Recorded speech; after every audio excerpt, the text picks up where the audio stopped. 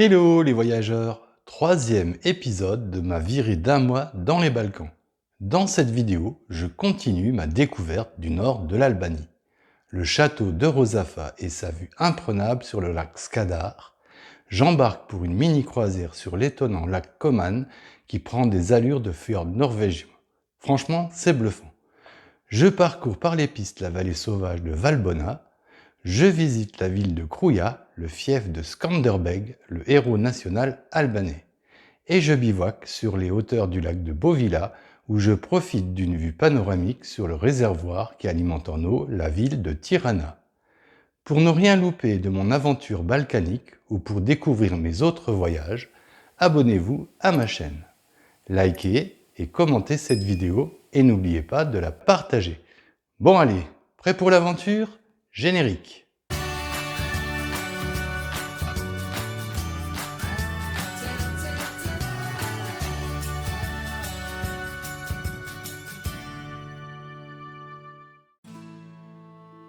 Je quitte la vallée de Fef pour retourner au bord du lac Skadar.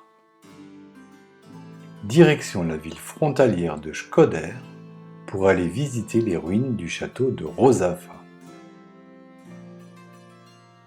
Le château est perché au sommet d'un rocher escarpé et offre une vue imprenable sur le lac Skadar, frontière naturelle entre l'Albanie et le Monténégro.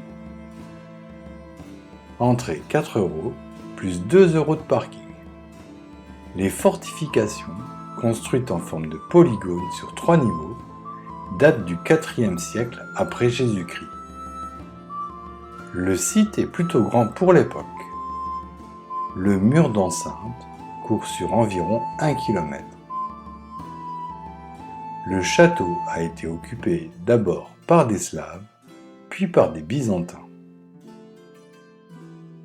L'entrée dans la première cour se fait à travers un long couloir protégé par 3 tours. La deuxième cour, plus large, se situe au centre du château. C'est là que se trouvaient les silos à céréales et les réservoirs d'eau qui étaient remplis avec l'eau de pluie qui ruisselait des toits des tours avoisinants. Il y avait aussi à l'époque des échoppes, une prison et surtout une église dont les fondations datent du 5e siècle après Jésus-Christ. L'église médiévale que l'on voit aujourd'hui a été construite au début du XIIIe siècle. Elle a été utilisée jusqu'à la fin du XVe siècle, date à laquelle elle est tombée aux mains des Ottomans, qui l'ont transformée en mosquée. Au milieu du XIXe siècle, le bâtiment a perdu sa fonction religieuse pour devenir un entrepôt à munitions. En 1910, une explosion massive entraîna des dommages importants à l'édifice. La troisième cour, connue sous le nom de citadelle, est plus petite et occupe la partie supérieure de la colline. C'est là que vivaient les nobles de la région. Depuis les hauteurs du château, je scrute l'horizon pour tenter de trouver un spot de bivouac pour la nuit. Cette zone boisée me paraît plutôt pas mal. Je la repère sur la carte.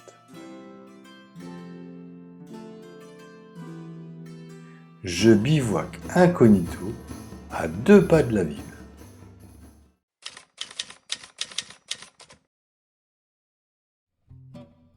Je reprends la route, direction le lac Koman, un lieu vraiment insolite. Au bout de quelques kilomètres, il n'y a tout simplement plus de route.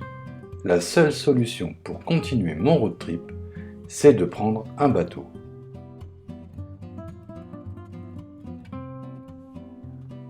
Un barrage, dans les années 80, a inondé la vallée du fleuve Drin et a créé le lac artificiel de Koman.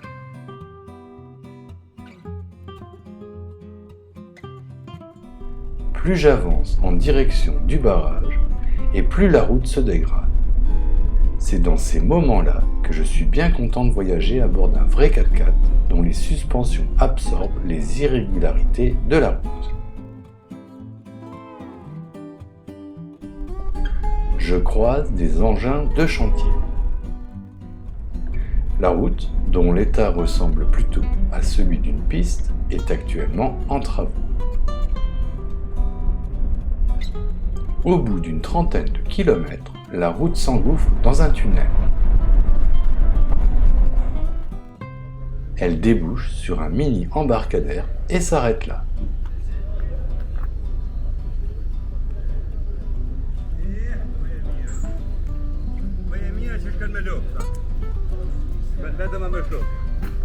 Pour continuer mon road trip, je suis obligé d'attendre demain matin le départ du ferry. Je passe la soirée au bar du port. C'est aussi ici que j'achète mon billet pour le ferry. 100 € pour Bernie et 12 € pour moi. C'est un peu cher, mais ça m'évite de devoir faire un gros détour. Je rencontre Claude, un 4x4 toulousain amoureux de l'Afrique et qui voyage dans un magnifique Sprinter 4x4. J'apprends qu'il est abonné à ma chaîne. C'est dingue de rencontrer un abonné dans ce coin perdu de l'Albanie. Je rencontre également Georges, le propriétaire albanais du bar du port. Il a bossé en Norvège et en Angleterre. On passe la soirée à se raconter nos voyages respectifs autour de quelques verres de raki, l'eau de vie locale. Une soirée hyper sympa. Cette nuit, je dormirai tout seul sur le ferry à quai. Ce sera certainement le bivouac le plus insolite de ma virée dans les Balkans.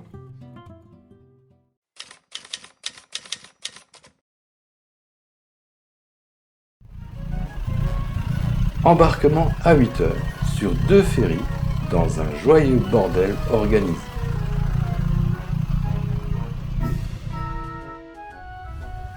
C'est la valse des manœuvres. Tout le monde sort du tunnel en marche avant et doit embarquer sur les bateaux en marche arrière. Et tout ça sur un parking minuscule.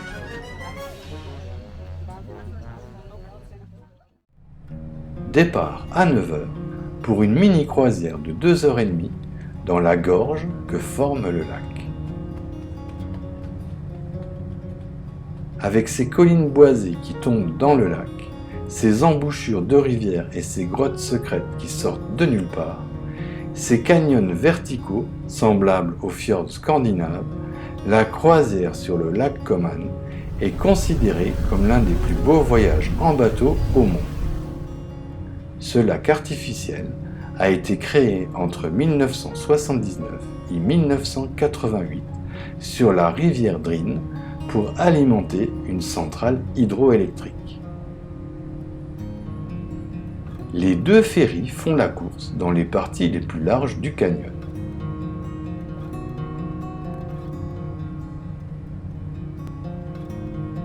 Le bateau chemine au bord de collines parsemées d'arbres, puis s'enfonce entre des falaises de calcaire abruptes.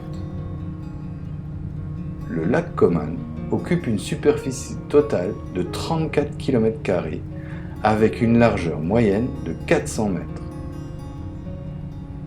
Le passage étroit entre 2 parois rocheuses verticales est carrément impressionnant. Le ferry permet de relier la centrale hydroélectrique de Coman à la gare maritime de Fierza. Le parcours fait en tout 43 km. Au détour d'un flanc de montagne, la voie se rouvre progressivement. Le lac Coman fait partie des attractions les plus populaires du nord de l'Albanie. Traverser ce lac, c'est se livrer à une véritable expédition dans un environnement naturel plein de surprises.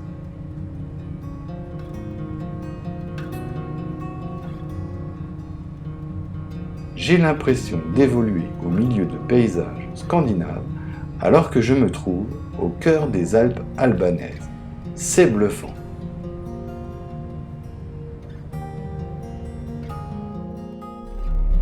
Malgré une météo pourrie et froide, Cette traversée du lac Coman était trop top. Je vous la conseille vivement.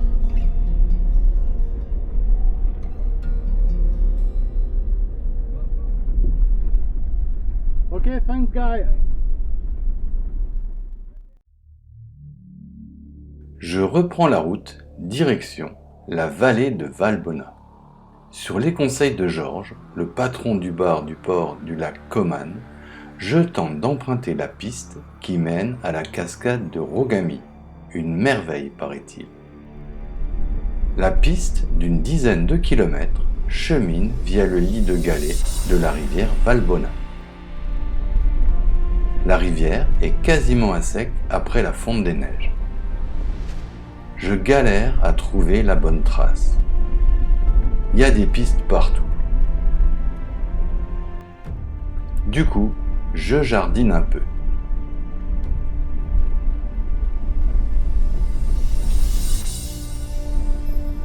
Après plusieurs tentatives infructueuses, je crois que ça y est, je suis enfin sur la bonne trace.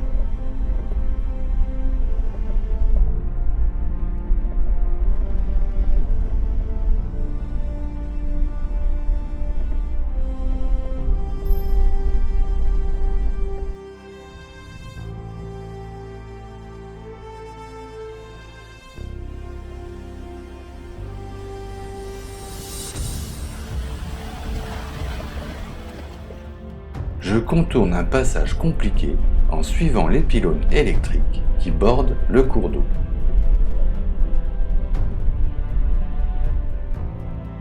Retour dans le lit de la rivière.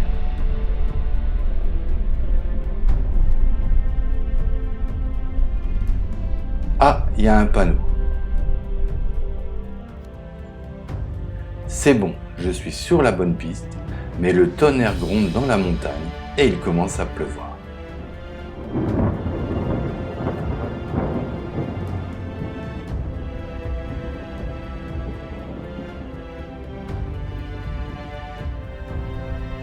Un gros orage se prépare sur les sommets et menace de gonfler en un instant les eaux de la rivière. Par prudence, je rebrousse chemin pour ne pas être pris au piège.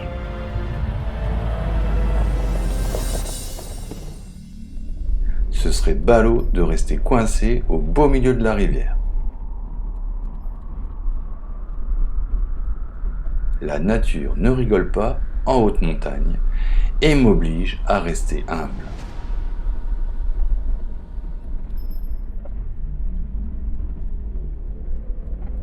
Tant pis, je ne verrai pas la cascade de Rogami.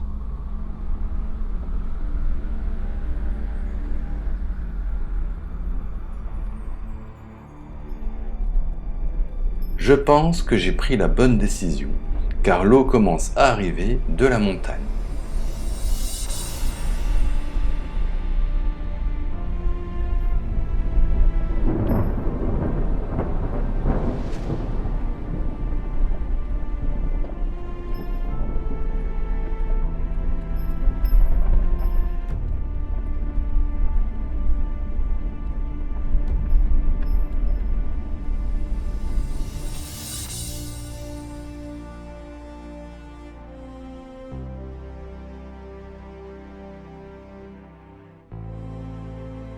Il est temps maintenant de chercher un spot de bivouac.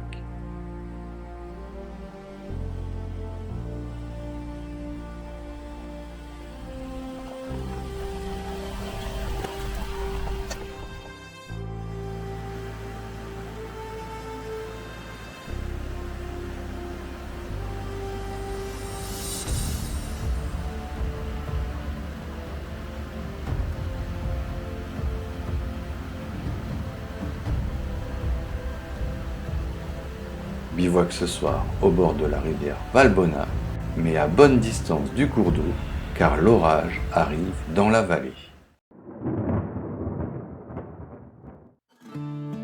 Après une nuit et une matinée orageuses, le beau temps revient en Albanie. Aujourd'hui, grosse journée de route via les montagnes pour gagner Krouia, l'ancienne capitale du pays.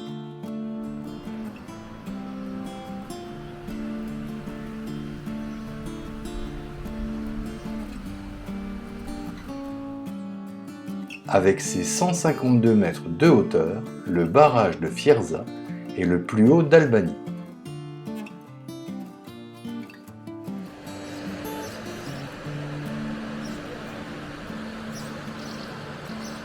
Les paysages montagneux sont grandioses.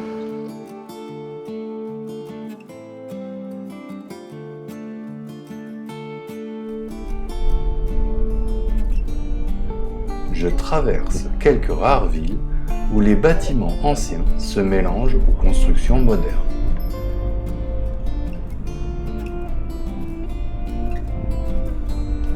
Les voitures sont quant à elles plutôt récentes et en bon état.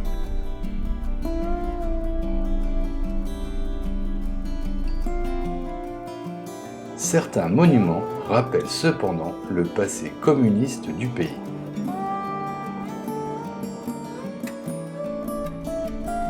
Rouler en Albanie doit se faire avec prudence, car il est fréquent de croiser des chèvres sur la chaussée.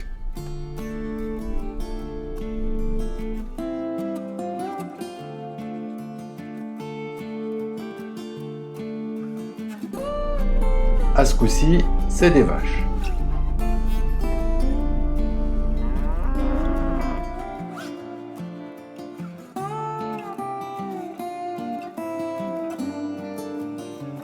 D'étranges systèmes d'irrigation bordent la chaussée.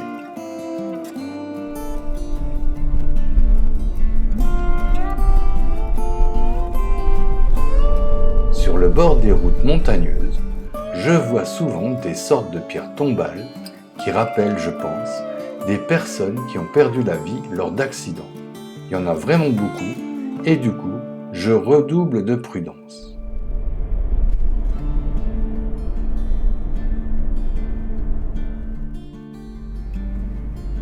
J'arrive à Kruja, l'ancienne capitale de l'Albanie.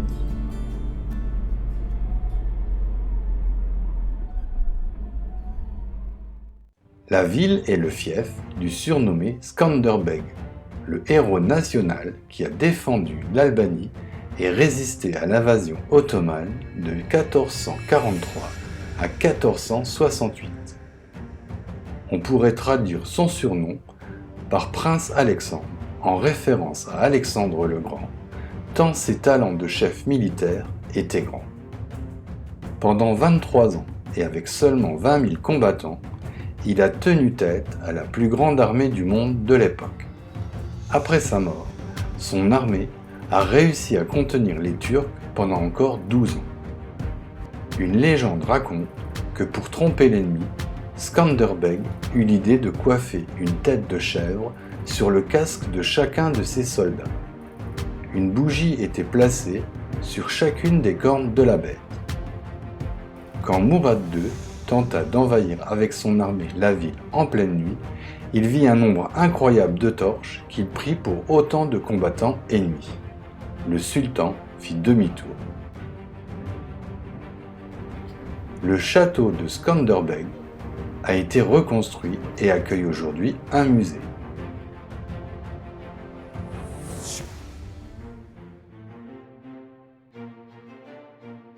Il ne reste pas grand-chose du château originel, seulement quelques ruines, dont celle d'une vieille mosquée et d'un hammam.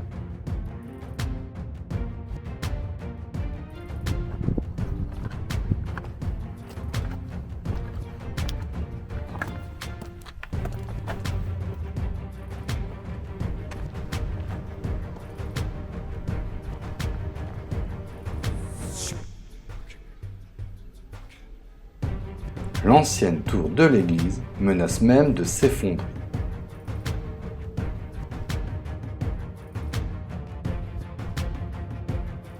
Le bazar, qui se trouve au pied du château, accueille aujourd'hui des boutiques de souvenirs. Un vrai piège à touristes. Bref, si vous passez dans le coin, arrêtez-vous, sinon passez votre chemin. La visite de Kruja ne vaut pas le coup de faire le détour.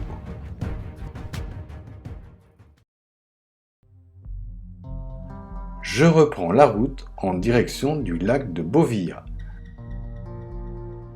un réservoir artificiel qui alimente en eau la ville de Tirana, la capitale actuelle de l'Albanie. La route pour y arriver est assez étroite et un peu longue.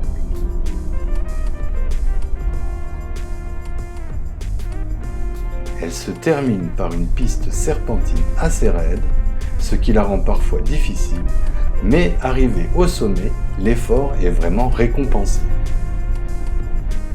Le lac de Bovija est un endroit exceptionnel situé à 2 pas de Tirana. Depuis le haut de la piste, la vue sur le lac est à couper le souffle. À ne pas manquer pour les amateurs de paysages impressionnants. Bivouac ce soir sur les hauteurs du lac de Bovija. C'est sur ce superbe spot de bivouac où je profite de la beauté sauvage de l'Albanie que se termine le 3e épisode de ma virée dans les Balkans.